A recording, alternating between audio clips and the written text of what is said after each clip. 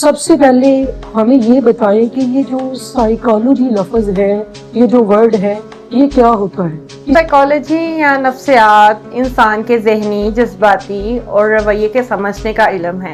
جو ماہر نفسیات ہے، جو سائیکالوجسٹ ہے، اس کا بنیادی کام کیا ہوتا ہے؟ سائیکالوجسٹ کا بیسک کام یہ ہوتا ہے کہ وہ لوگوں کی سب سے پہلے ایکٹیو لسننگ کرتا ہے، اس کو غور سے سنتا ہے، پھر اس کی اسسمنٹ کرتا ہے۔ جس کا مقصد یہ ہوتا ہے کہ جو لوگ باتیں آپ اپنی فیملی، پارٹنر یا کسی فرینڈز، سوشل سرکل میں نہیں کر سکتے، وہ ایک آپ سائیکالوجسٹ سے کر سکتے ہیں۔ اگر کسی دوسرے مرد کو، فیمیلز کو سٹریس ہے تو یہ سٹریس کیا ہوتی ہے اور اس کو کیسے مینج کیا جا سکتا ہے؟ ایک نیچرل ری ایکشن ہے، یہ انسان تب محسوس کرتا ہے جب اس کے اوپر رسپانسبلٹیز، پریشرز یا ہمارے مشکلات جو سی ہیں لائف کی وہ ہوں تو وہ سٹریس میں ہوتا ہے۔ کہ یہ جو انزائٹی ہے یہ کیا ہوتی ہے؟ انزائٹی بیسیکلی ایک سائیکولوجیکل ڈس آرڈر ہے اور اکثر یہ ہمارے معاشرے میں انزائٹی کے لوگ جو ہے فیس کر رہے ہیں۔ انزائٹی کا مطلب یہ ہے یعنی کہ بہت زیادہ خوف آنا، بہت زیادہ فکر رہنا، بے چینی رہنا، نیند نہ آنا یا منفی سوچیں وغیرہ آنا انزائٹی کہلاتی ہے۔ اس کی ٹریٹمنٹ ہے پیشنٹ کو کس طرح ریکور کرتی ہیں جو انزائٹی میں مبتلا ہوتے ہیں؟ تو یہ ذرا مجھے بتائیں۔ جی بالکل، انزائٹی کے پیشنٹس کو ہم ٹیکنیکس اور تھراپسٹ کے تھرو ریکور کرتے ہیں، جیسے ڈپریشن ہے جس کو ہم عام اداسی کہتے ہیں۔ سٹریس اور ڈپریشن میں کیا ڈفرنس ہے اور یہ جو ڈپریشن ہے اس کی سمپٹمز کیا ہیں، علامات کیا ہیں؟ اسٹریس جو سا ہے معمولی طور پر ایک نیچرل ری ایکشن ہے۔ اسٹریس جو سا ہے وہ عام طور پر کچھ عرصے کے لیے ہوتا ہے جس کو مینیج کیا جا سکتا ہے، لیکن ڈپریشن یہ ہے جو آپ کو زیادہ لمبے عرصے تک لے کے جاتا ہے، ٹھیک ہے؟ جیسے کہ ہفتوں سے زیادہ اگر آپ اداسی میں ہیں، آپ کا کسی چیز میں دل نہیں لگ رہا یا آپ لو انرجی کو فیل کر رہے ہیں، ڈپریشن جیسے سمپٹمز ہیں۔ لیکن ڈپریشن سے نکلنا انسان کے لیے آسان بات نہیں ہے۔ ڈپریشن سے نکلنے کے لیے انسان کو سب سے پہلے اپنے آپ میں ایک پر عدم یقین ہونا چاہیے کہ میں اس چیز سے نکل سکوں۔ جب سٹریس ہے اور ڈپریشن ہے اس کی ٹریٹمنٹ کس طرح ہو سکتی ہے؟ کیا اس کا علاج ممکن ہے یا نہیں ہے؟ بالکل اس کا علاج ممکن ہے۔ بسم اللہ الرحمن الرحیم۔ السلام علیکم ناظرین، welcome to my talc with Arsalan. آج ایک نئی پوڈ کاسٹ کے ساتھ آپ کی خدمت میں حاضر ہوا ہوں۔ سو آج کی ہماری جو پوڈ کاسٹ ہے ایک بہت ہی امپورٹنٹ ٹاپک کے اوپر ہوگی بات۔ آج ہم بات کریں گے ماہر نفسیات کے ساتھ، سائیکالوجسٹ کے ساتھ۔ آج میرے ساتھ موجود ہے ڈاکٹر آمنہ خالد۔ السلام علیکم میم، کیا حال چال؟ آپ ٹھیک ہیں، خیریت سے ہیں؟ وعلیکم السلام، میں ٹھیک ہوں، آپ کیسے ہیں؟ جی الحمدللہ۔ میم سب سے پہلے ہمیں یہ بتائیں کہ یہ جو سائیکالوجی لفظ ہے، یہ جو ورڈ ہے، یہ کیا ہوتا ہے؟ اس کے بارے میں ہمارے ناظرین کو بتائیں سب سے پہلے۔ سائیکالوجی یا نفسیات انسان کے ذہنی، جذباتی اور رویے کے سمجھنے کا علم ہے۔ سائیکالوجی ہمیں بتاتی ہے کہ انسان کیا سوچتا ہے، کیا محسوس کرتا ہے اور اس کے علاوہ کیوں خوش ہوتا ہے یا پریشان ہوتا ہے۔ تو سائیکالوجی ہمیں بتاتی ہے کہ ہاں انسان اپنی بہتر زندگی کس طرح بنا سکتا ہے۔ مثال کے طور پر سائیکالوجی انسان کو کانفیڈنٹ بناتی ہے اور اگر پریشان کرتی ہے تو وہ چھوٹی چھوٹی بات پر پریشان کرنا ہمارے لیے نقصان کا باعث ہو سکتی ہے۔ سائیکالوجی کا مقصد صرف علاج ہی نہیں ہے بلکہ لوگوں کو بہتر زندگی کا راستہ دکھانا ہے۔ لیکن کویشچن ہے کہ جو ماہر نفسیات ہے، جو سائیکالوجسٹ ہے، اس کا بنیادی کام کیا ہوتا ہے؟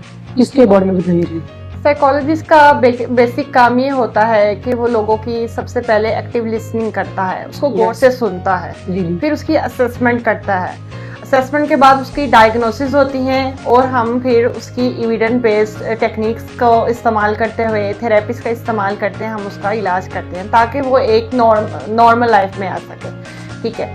سائیکالوجسٹ کا مقصد یہ ہوتا ہے کہ جو لوگ باتیں آپ اپنی فیملی، پارٹنر یا کسی فرینڈز، سوشل سرکل میں نہیں کر سکتے، وہ ایک آپ سائیکالوجسٹ سے کر سکتے ہیں، کیونکہ ہمارے جو ایموشنز ہوتے ہیں وہ کچھ ایسے ہوتے ہیں جو ہم کسی سے شیئر نہیں کر سکتے اور سائیکالوجسٹ ڈاکٹر ایک ان نون ہوتا ہے for the client, so easily ہم ان سے کمیونیکیٹ کر لیتے ہیں۔ جو ایموشنز ہمارے اندر دبے ہوتے ہیں تو وہ اس کو آ کے ایکسپریس کرتے ہیں اور وہ اسٹریس فری ہو جاتے ہیں اور ایک بہتر زندگی کی طرف ان کا قدم بڑھنا شروع ہو جاتا ہے۔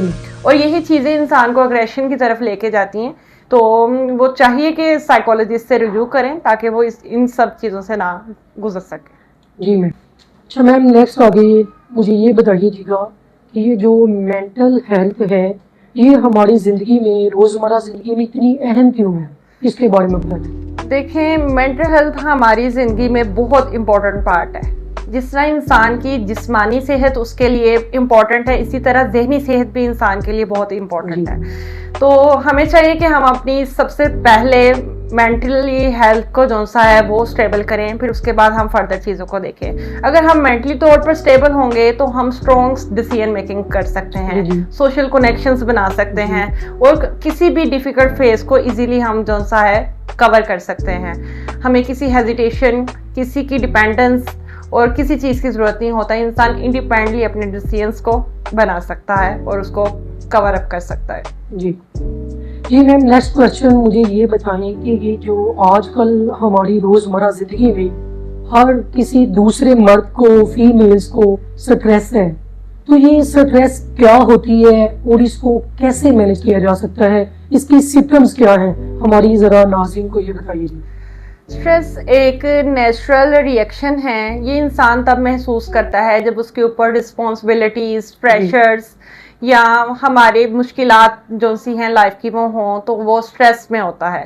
لیکن کچھ اسٹریس ایسے ہوتے ہیں جو صرف چند پل کے لیے ہوتے ہیں، وہ چیزیں نارمل ہے، لیکن یہی اگر لمبے عرصے تک ہو جائیں تو یہ ہمارے لیے مشکل پیدا کر دیتے ہیں، جو کہ اسٹریس میں جیسے ایکیوٹ اور کرونک اسٹریس میں جو سے ہیں چلے جاتے ہیں۔ اسٹریس ہماری روزمرہ کی زندگی کو متاثر کرنے لگتا ہے، ہماری ذہنی حالت کو خراب کرنے لگتا ہے، ہم پراپرلی اپنے کام پرفارم نہیں کر سکتے۔ تو اسٹریس سے بچنے کے لیے بہتر ہے کہ آپ زیادہ سے زیادہ اپنی نیند کو پورا کریں، ایکسرسائز کریں، واک کریں اور اپنے کاموں کو پلاننگ کے ساتھ کریں تاکہ آپ ذہنی صحت کے ساتھ جسمانی کام بھی ایزیلی کر سکیں۔ جی میم، اب مجھے نیکسٹ جو ہمارا سوال ہے بہت ہی امپورٹنٹ اور ہمارے معاشرے میں یہ ایک میتھ بھی ہے، تو میم یہ مجھے بتائیں کہ آج کل اکثر فیمیلز، میلز جو ہے، نوجوان جو نسل ہے وہ انزائٹی کی شکار ہو جاتی ہے۔ تو آپ مجھے بتائیں کہ آپ کی او پی ڈی کے اندر بھی کوئی نہ کوئی پیشنٹ آتا ہوگا اور وہ انزائٹی کا پیشنٹ ہوگا، انزائٹی میں شکار ہوگا، تو آپ مجھے بتائیں کہ یہ جو انزائٹی ہے یہ کیا ہوتی ہے، اس کے بارے میں ہمارے ناظرین کو بتائیں سب سے پہلے۔ جی بالکل، انزائٹی بیسیکلی ایک سائیکولوجیکل ڈس آرڈر ہے، اور اکثر یہ ہمارے معاشرے میں انزائٹی کے لوگ جو ہے فیس کر رہے ہیں۔ انزائٹی کا مطلب یہ ہے یعنی کہ بہت زیادہ خوف آنا، بہت زیادہ فکر رہنا، بے چینی رہنا، نیند نہ آنا یا منفی سوچیں وغیرہ آنا انزائٹی کہلاتی ہے۔ انزائٹی جو ہے اس کی علامت کی طرف دیکھ لے تو یہ ہماری ذہنی صحت کو بہت زیادہ ڈسٹرب کرتی ہے، ٹھیک ہے۔ اس سے یہ ہوتا ہے کہ انسان اپنی ایک حالت میں نہیں رہتا۔ پینک اٹیکس بھی ایک اس کی ٹائپ ہوتی ہے، ٹھیک ہے، جس میں انسان کو پسینے آنے لگ جاتے ہیں، وہ اس کو اپنے حال کا نہیں پتا ہوتا، تو انزائٹی میں وہ انکانشیس مائنڈ کے ساتھ چل رہا ہوتا ہے۔ اچھا میم، یہ جو انزائٹی ہے آپ کے پاس پیشنٹ آتے ہوں گے تو آپ اس کی ٹریٹمنٹ ہے پیشنٹ کو کس طرح ریکور کرتی ہیں جو انزائٹی میں مبتلا ہوتے ہیں، تو یہ ذرا مجھے بتائیں۔ جی بالکل، انزائٹی کے پیشنٹس کو ہم ٹیکنیکس اور تھراپیز کے تھرو ریکور کرتے ہیں، جیسے کہ سی بی ٹی تھراپی ہے، وہ کوگنیٹو بیہیویئر تھراپی، جس میں ہم نیگیٹو تھاٹس کو پازیٹیو میں چینج کرتے ہیں۔ ساتھ میں ہم ان کو پی ایم آر کراتے ہیں، پروگریسو مسل ریلیکسیشن، یہ ایک ایکسرسائز ہے for the best anxiety patients. اس کے علاوہ ہم ڈیپ بریتھنگ کرواتے ہیں تاکہ لوگ مینٹلی طور پہ فریش رہیں اور اسٹریس، انزائٹی جیسی چیزیں جو سی ہیں ہمارے دماغ پہ نہ آئیں۔ میم مجھے یہ کوشچن اب بتائیں، آپ نے سٹریس کا مجھے بتا دی ہے، اب بات کرتے ہیں ڈپریشن۔ سٹریس اور ڈپریشن ایک سملر ورڈز ہیں، ملتے جلتے، تو اب مجھے یہ بتائیں کہ یہ جو ڈپریشن ہے جس کو ہم عام اداسی کہتے ہیں، سٹریس اور ڈپریشن میں کیا ڈفرنس ہے، اور یہ جو ڈپریشن ہے اس کی سمپٹمز کیا ہیں، علامات کیا ہیں، اس کے بارے میں بتائیں۔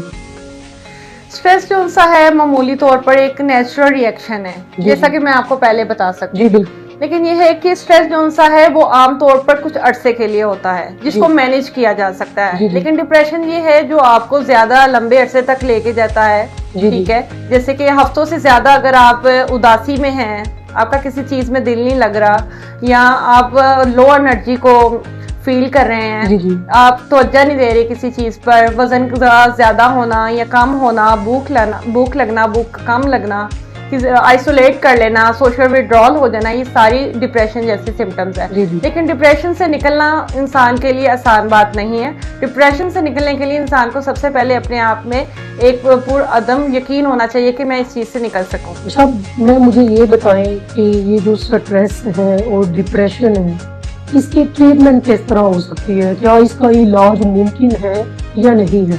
इसके बारे में बताएं। जी बिल्कुल, इसका इलाज मुमकिन है अगर हम सबसे पहले तो खुद को इंसान पर यकीन होना चाहिए कि वो एक चीज़ को कर सकता है। आपको चाहिए कि आप अपनी नींद को पूरा करें, एक्सरसाइज करें, वॉक करें और अपने कामों को प्लानिंग के साथ करें और एक पॉजिटिव रेनफोर्समेंट के साथ अपनी लाइफ को लेकर चलें। और यही डिप्रेशन और स्ट्रेस से निकलने की सबसे बड़ी वजह है। अगर स्ट्रेस या डिप्रेशन हद से ज्यादा बढ़ जाए जो घर में रिकवर ना हो सके तो आपको एक साइकोलॉजिस्ट से रिव्यू करना बेहतर ऑप्शन है, ताकि वो आपको थेरेपिस्ट के थ्रू, टेक्निक्स के थ्रू रिकवर कर सके और आप एक नॉर्मल लाइफ में आ सकें।